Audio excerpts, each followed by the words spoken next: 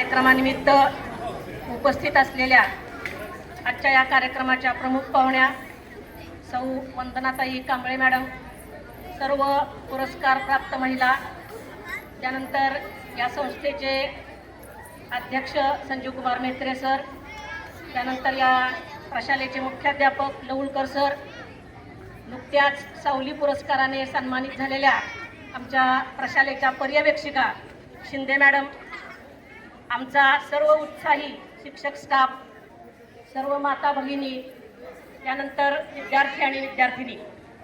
खरं तर हा जागतिक महिला दिन जो आहे तो जागतिक महिला दिनानिमित्त महिलांचा सत्कार करणं, त्यांचा सन्मान करणं हा एक दिवस असू नये.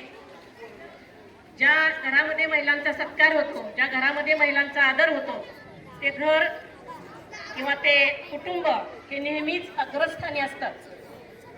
पुरस्कार देणं, त्या महिलांना पुरस्कार मिळालाय त्या सर्व पुरस्कृत महिलांचं मी आज आमच्या संस्थेतर्फे, प्रशालेतर्फे पुन्हा एकदा मनपूर्वक अभिनंदन करते.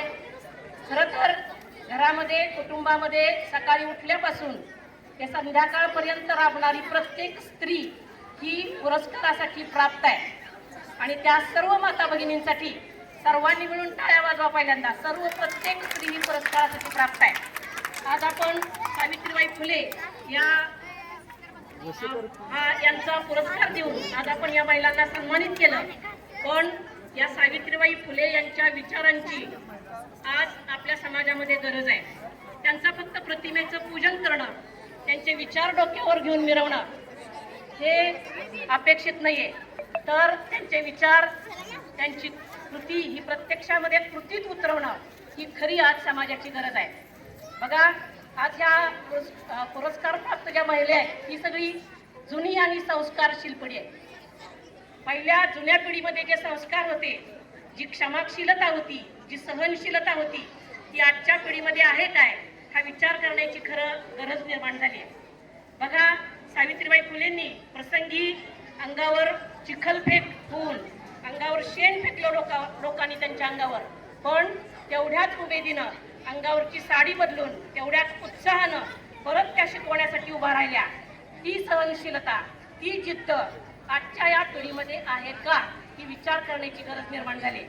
बघा, आज आपल्याला वर्गामध्ये एका मुलाने चापट मारली तर त्याला कधी एकदा मी 2 मारतोय, एका मुलीचे केस ओढले कधी एकदा मी तिची वेणी ओढते, म्हणजे कधी एकदा मी तिचा बदला घेतोय, कधी एकदा मी तिची सूडबुद्धीनं पेटवून उठते.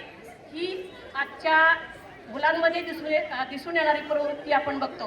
पण आजच्या पिढीमध्ये तेवढी सहनशीलता, तेवढी जिद्द ही आजच्या पिढीमध्ये राहिलेली नाहीये.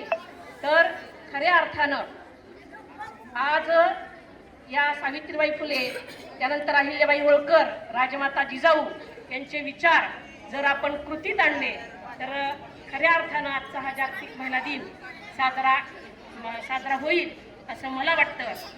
एवढंच बोलून पुन्हा एकदा पुरस्कार प्राप्त महिलांचं मी संस्थेच्या वतीनं, प्रशालेच्या वतीनं पुनश्च एकदा अभिनंदन करते आणि माझं 2 शब्द संपवते. धन्यवाद. जय हिंद, जय महाराष्ट्र.